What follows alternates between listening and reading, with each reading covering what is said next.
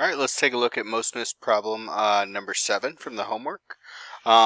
We've got write an equation of the line tangent to the graph f of x equals 2x cubed minus x squared plus 3x at the point where x equals 1. All right, so this is an equation of a line, so we're looking for a slope and the point. All right, so I'll start with the point. It's usually the easiest one to get. We've been doing that for a while, so it's the point when x is 1. So we're going to find f of 1, which is going to be 2 minus 1, which is 1 plus 3, which would be 4.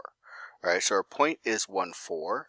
Then we want to find the slope. The slope is going to be given by the derivative, because the derivative gives the slope of the tangent line.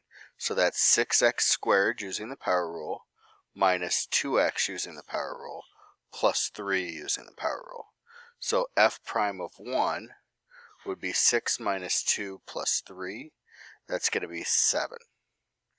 All right, so we've got our slope and our point. So I'm going to start in point slope form. Y minus 4 equals 7 times x minus 1. All right, and given that this is Khan Academy, they typically like their material in slope-intercept form. So I'm going to go ahead and rewrite this. So we have y equals 7x, and then we'd have minus 7, but we'd add 4 over, so we have minus 3.